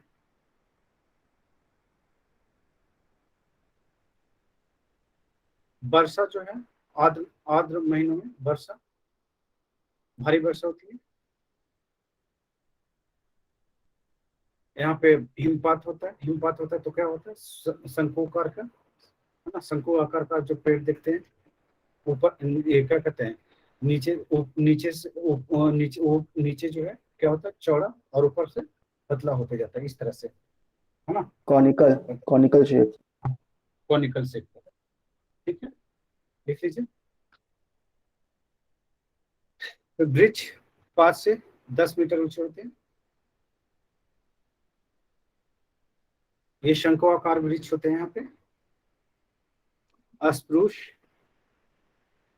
पाइन, फर्न और मार्श यहाँ पे प्रमुख वनस्पति होते हैं। ये कहाँ पर पाया जाता है? सुदूर उत्तरी और सुदूर दक्षिणी अक्षांश पे। नेक्स्ट लिख लीजिए, शीतोष्ण पर्ण, यहाँ पे जो है क्या होता है? लिख लीजिए, 4 ऋतु में पाई जाती है, और वर्षा जो है 80 से 140 डिग्री, 80 से 140 सेंटीमीटर, सॉरी डिग्री बोल दिया, सेंटीमीटर होती है। लिख लीजिए, वनस्पति, घास, झाड़ियां, छोटे वृक्ष। वनस्पति लिख लीजिए, वनस्पति का जटिल स्तर, पर्णपाती वृक्ष, है ना, उपस्थित होते हैं। नेक्स्ट लिख लीजिए, शवाना लिख लीजिए। यहाँ पे वर्षा जो है 90 से 150 सेंटीमीटर होती है। शुष्क होता है, शुष्क क्षेत्र। ये उष्ण कटिबंधीय और उपोष्ण कटिबंधीय अक्षांशों में पाई जाती है। यहाँ 3 प्रकार के ऋतु रहते हैं, वनस्पति, घास, झाड़ी और छोटे वृक्ष पाए जाते हैं। नेक्स्ट लिख लीजिए, शीतोष्ण घास के मैदान, ये उप आर्कटिक वाले क्षेत्रों में पाई जाती है ना। जैसे कि आपने प्रेरी देखा होगा, स्टेपी देखा होगा, है ना, पंपास देखा होगा। ये पंपास कहाँ है? दरभंगा में उपजता है। स्टेपी कहाँ उपजता है? ये भी घर में उपजता है। नहीं, मैं मजाक कर रहा हूँ। पंपास कहाँ है? दक्षिण अफ्रीका में, दक्षिण अमेरिका में नहीं, दक्षिण अमेरिका में है। प्रेरी जो है कहाँ है? प्रेरी कहाँ है? कनाडा और अमेरिका, उत्तरी अमेरिका। और ये क्या कहते हैं, स्टेपी कहाँ है? हंगरी में। पुस्टेजी है स्टेपी हंगरी में है। वही उसी को कहते हैं, स्टेपी को ही कहते हैं हंगरी में, पुस्टाजा स्टेपी। ठीक है, नेक्स्ट लिख लीजिए, नेक्स्ट लिख लीजिए। यहाँ पे वर्षा कितना होता है? 20 से 70 सेंटीमीटर। और वनस्पति केवल घास उपजते हैं यहाँ पे। नेक्स्ट लिख लीजिए, मरुस्थलीय क्षेत्र। ये जो है, ये क्षेत्र क्या होता है? अत्यंत सूखा होता है। वर्षा की मात्रा कितने होते हैं? 20 से 25 डिग्री, 20 से 25 डिग्री डिग्री या सेंटीमीटर से? सेंटीमीटर, सॉरी, 20 से 25 सेंटीमीटर। तापमान जो है कितना होता है?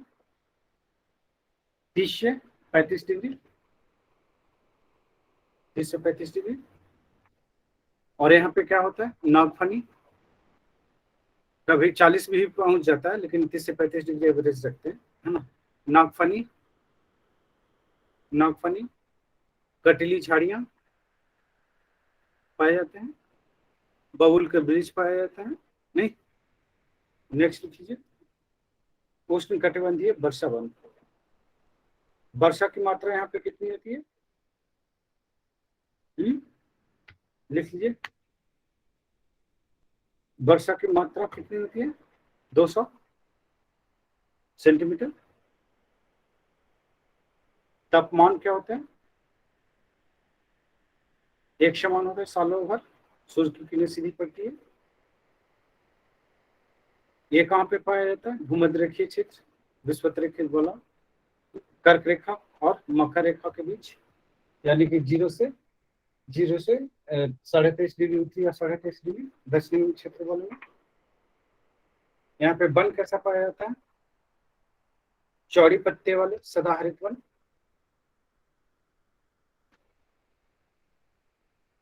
और क्या पाई जाती है? और पर्याप्त मात्रा में लताएं पाई जाती हैं। चलिए,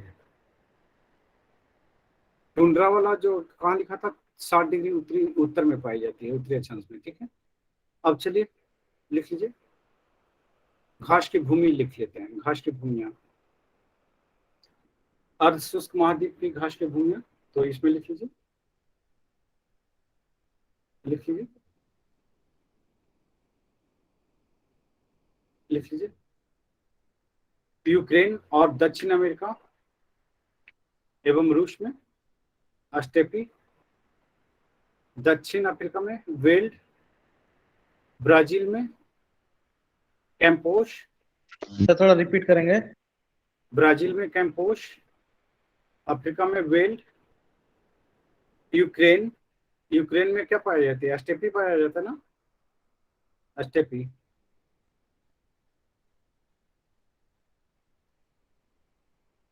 लिख लीजिए, दक्षिणी पश्चिमी रूस में, यूक्रेन और दक्षिणी पश्चिमी रूस में स्टेपी, दक्षिण अफ्रीका में बेल्ट। नेक्स्ट लिख लीजिए, मध्य अक्षांशीय आर्द्र घास की भूमियां, तो इसमें लिख लीजिए, इसमें लंबा घास होते हैं, है ना, तो लिख लीजिए इसमें। उत्तरी अमेरिका में प्रेरी, दक्षिण अमेरिका में पंपास, ऑस्ट्रेलिया में डाउन्स। ऐसे क्वेश्चन पूछता है। ऑस्ट्रेलिया में डाउन्स, न्यूजीलैंड में कैंटावरी और हंगरी में पुस्टाज। मरुस्थलीय बायोम लिख लीजिए, तो ये सवाना प्रकार के खेजली वगैरह तमाम चीजें आ जाएगी। जितने फर्न वगैरह डाल दीजिए, नागफनी वगैरह, तो ये आ जाएगा। ठीक है, तो ये जो है आपके क्या समाप्त हो गए, वेजिटेशन भी समाप्त हो गया। ठीक है, वेजिटेशन समाप्त हो गया। तो अब जो है आपके इधर कुछ बहुत ज्यादा नहीं बचे हैं। ठीक है, तो इसको है कि एक ये पढ़ लीजिएगा, इकोलॉजी वाला एक छोटा सा चैप्टर है, उसको देख लीजिएगा आप लोग कहाँ से, महेश बनवाल से। ठीक है, और उसको थोड़ी सी नोट कर लीजिएगा, ये आपके लिए टास्क है। ठीक है, फिर उसके बाद जो है कि हम लोग इकोनॉमिक ज्योग्राफी में आएंगे, और इकोनॉमिक ज्योग्राफी है कि उसको थोड़ा सा देख लेंगे कि कहाँ पे कौन से फसल है। हालांकि वो तो कल करवा चुके हैं, तो ज़्यादा उसका ज़रूरत नहीं है आप लोगों को, है ना। उसमें कुछ कुछ चीज़ें हैं कि नोट करवा देंगे। उसके बाद जो है कि आपका पशुपालन और मत्स्य वाला है, तो वो थोड़ा सा लगेगा 20 मिनट, तो ये हो जाएगा। उसके बाद खनिज संसाधन आपके बचे हैं। ठीक है, खनिज संसाधन और विश्व के प्रमुख उद्योग, जहाँ से क्वेश्चन पूछते हैं, ये सब सारी चीजें। ठीक है, उसके बाद है कि ट्रांसपोर्ट बचा हुआ है, तो ट्रांसपोर्ट करवा देंगे। ठीक है, यानी कि 2 दिन लगेगा, है ना, 2 या 3 दिन में जो है आपके ये समाप्त हो जाएगा लगभग चीजें। ठीक है, और वर्ल्ड ज्योग्राफी जो है कि कब तक समाप्त समाप्त होगा, तो वो मैं आपको बता दे रहा हूँ। हम्म,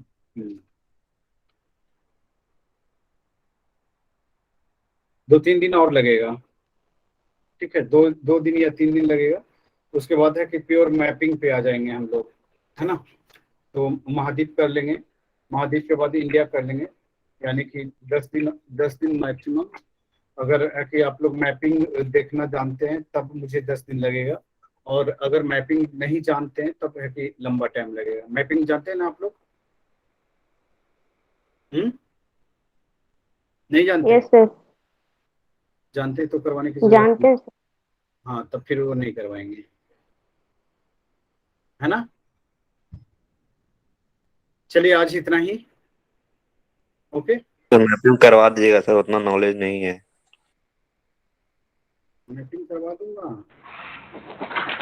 यस सर, मैपिंग करवा दीजिएगा। हाँ सर। मैपिंग करवाना जरूरी है, वो तो खुद से भी देख लेंगे।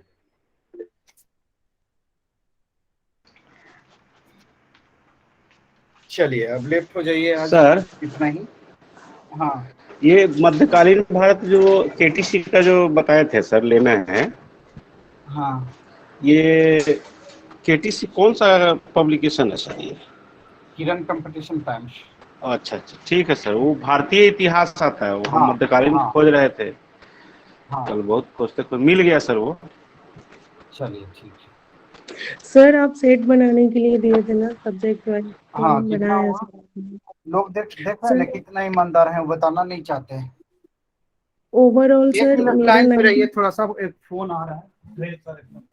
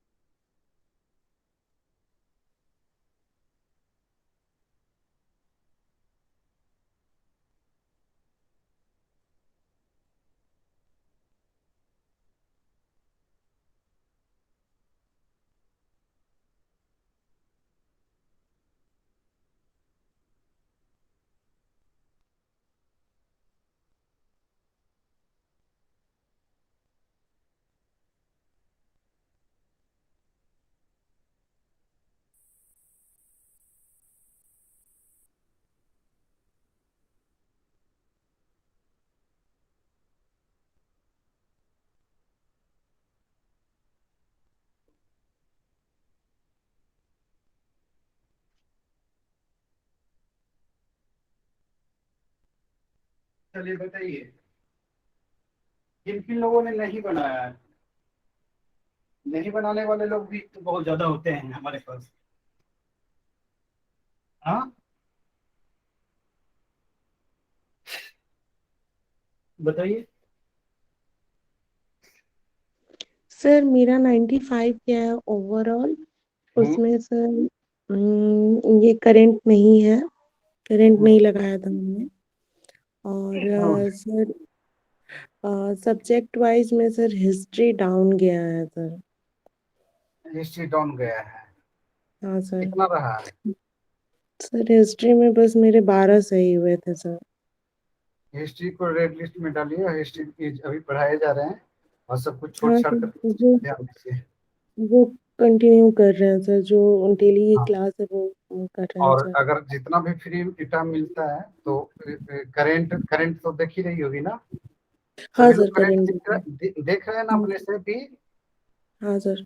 अपने से भी जी सर। अपने से भी करंट पढ़िए, है ना? क्योंकि हमारे पढ़ा देने से कुछ केवल नहीं होना है, याद नहीं होगा, हम याद नहीं करवाएंगे, हम केवल पढ़ा देंगे।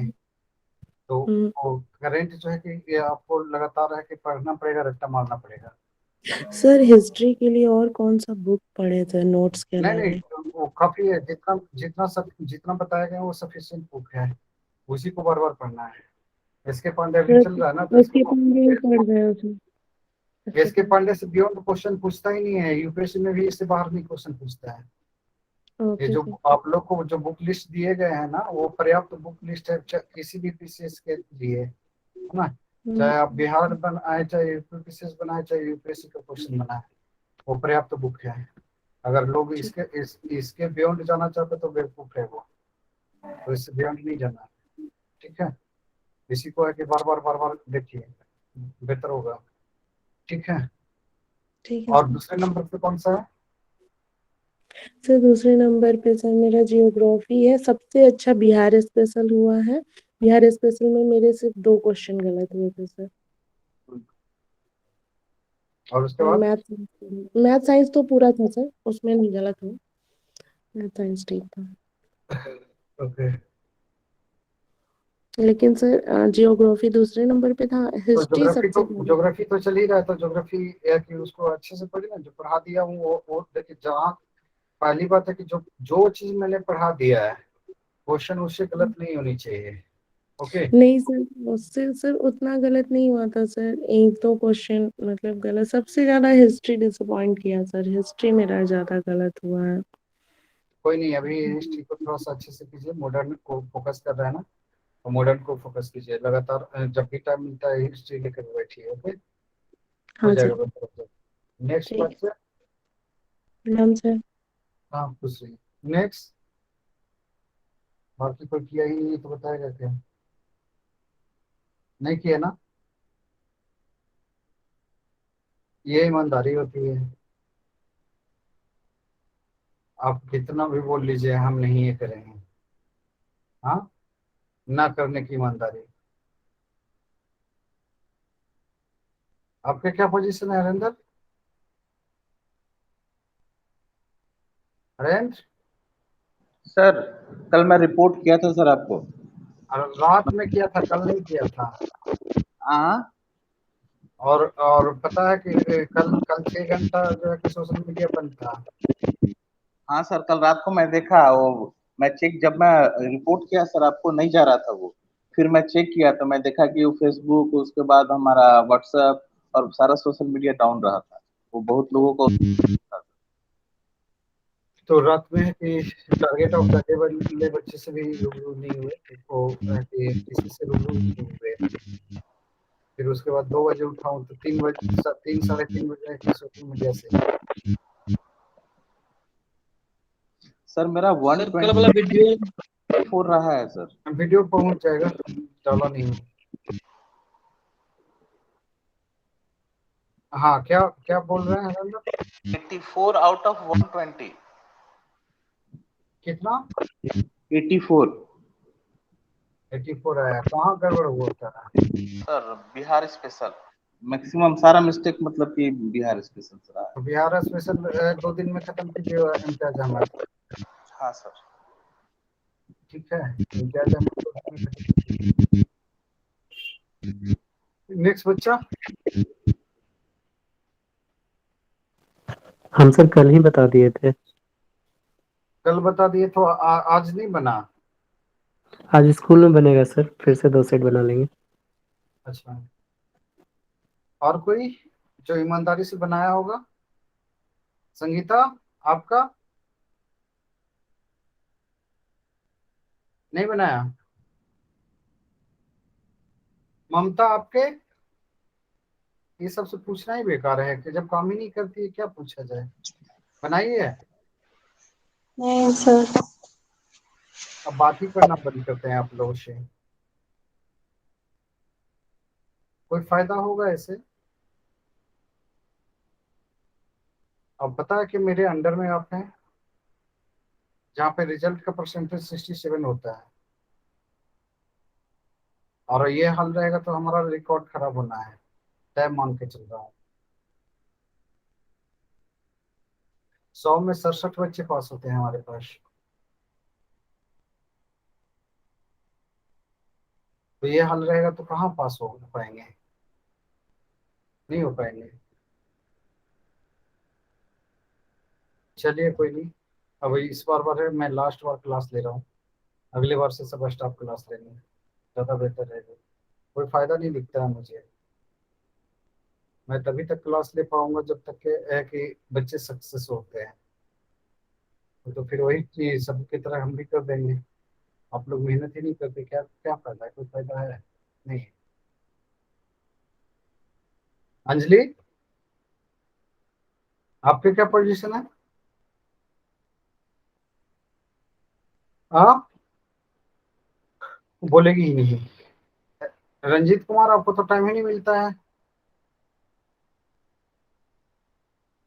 मिलता है सर, थोड़ा देख लेते हैं।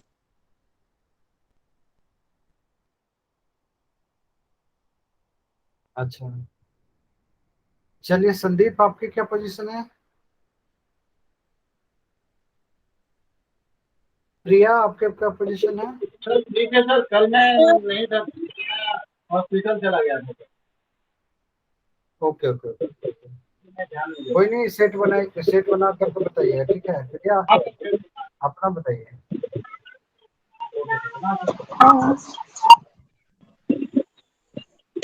कल बनाए थे सर, 84 से हुआ था सर।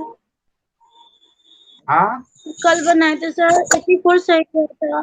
ज्योग्राफी इकोनॉमिक्स में सर गलत हो रहा है, और मैथ। इकोनॉमिक मैथ का तो बात ही मत करो, मैं तो मना करता हूँ ना मैथ का बात करते हुए। जी 140 का की बात करो, बाकी बात मत करो मेरे से 10 सवाल की। तो रिवीजन नहीं की है तो गलतियां नहीं होगी प्रिया? सर करते रिवीजन, पता नहीं क्यों कंफ्यूजन से। तो रिवीजन करते हैं तो क्वेश्चन कहाँ छूट रहा है? कंफ्यूजन सर हो जाता है बनाते समय। जो आप बनाते हैं तो वो चीजें कॉपियों में दर्ज नहीं होता है, जो गलती होता है जो। जी सर। हाँ, तो फिर दिक्कत क्यों हो जा रहा है? रिवीजन का अभाव है, रिवीजन कीजिए, ठीक है? जी हाँ, कुछ बोल रहे थे अंदर। सर कुछ बोल रहे थे। हाँ मैं बोल रहा था, आप ही पढ़ाइएगा सर, फैकल्टी चेंज मत करिएगा, तकलीफ में पड़ जाएंगे हम लोग। अरे बहुत ज्यादा मेहनत करना पड़ता, बच्चे उतना आउटपुट नहीं करते हैं। बोल तो रहा हूँ कि इतनी हालत खराब होती है, नींद पूरा नहीं होता है। मैं भी 2 बजे के आसपास सोता हूँ, 2-2:30 बजे आपका भी वो टाइम रहता है, या तो आप जगते हैं या तो उस समय सोने जाते हैं आप। वो मैं भी देखता हूँ सब चीजों को, ऐसा नहीं है कि नहीं देखते हैं, बट सर मैं जो है कि रात में उठता हूँ तो मैं 1 बजे उठता हूँ।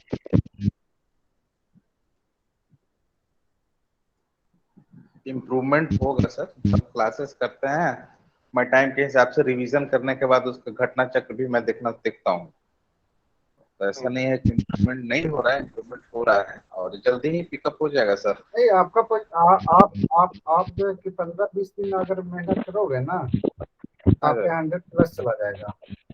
देखिए, जो बच्चा इतना पढ़ाने के बावजूद परफॉर्म नहीं कर रहा है तो उस बच्चे में गलती है। वो रिवीजन नहीं कर रहा है, खुद को सीरियस नहीं ले रहा है, क्रिया उसमें आपकी शामिल है। तो कोशिश कीजिए कि बेहतर पोजीशन पे जाइए, नहीं तो इस तरह से दिक्कत हो जाएगी। समझ रहे हो ना? जी सर। चूंकि सिलेक्शन के लिए आपको पीटी भी तैयार रखना है, मेंस भी तैयार रखना है, और बाकी लोगों की तरह करना है, इंडस्ट्री को चलाना है। ये क्या कहते हैं, कृष्णा इंडस्ट्री को, तो फिर ठीक है। बोल तो रहा हूँ कि यहाँ पे है कि खरबों रुपया का जितना बजट पास नहीं होता है ना हमारा, उससे बड़ा है कि ये इंडियन एजुकेशन सबसे बड़ा इंडस्ट्री है। मैं देखता हूँ कि 5 साल में जो है अनअकैडमी वाला जो है इतना कमाया है, लगभग जो है कि वो 1500 करोड़ या कुछ ऐसे कमाया है अनअकैडमी वाला ने। समझ गए ना? तो इससे बड़ा इंडस्ट्री क्या हो सकता है? और अभी कल बच्चे बोल रहे थे कि सर लोग तो फोन कर करके बोल रहे हैं आपने एडमिशन नहीं लिया, आप एडमिशन ले लीजिए, है ना? इस तरह की बात कर रहे हैं। चोरी बहुत ज्यादा कम से कम ये जाएंगे। हाँ, इस फील्ड में चोरी बहुत ज्यादा है सर। बोल तो रहा हूँ कि तरह तरह की बातें बच्चे बताते हैं। मैं तो मैं सोचता हूँ कि ऐसे कैसे कर लेते हैं सब। हमारे पास नहीं भी आंकड़े हैं होंगे तो हमारे पास है कि कम से कम 10,000 लोगों के आंकड़े हैं, लेकिन आज तक मजाल है कि मैंने किसी को फोन किया हो, सवाल ही नहीं उठता। ना कभी फोन करते ना कभी मैसेज डालते कि आप एडमिशन लीजिए। अगर है कि आपको रिकॉर्डिंग मत कर रिकॉर्डिंग बंद। अच्छा, रिकॉर्डिंग चल ही रहा है सब, ये सब सारे रिकॉर्ड हो गए हैं।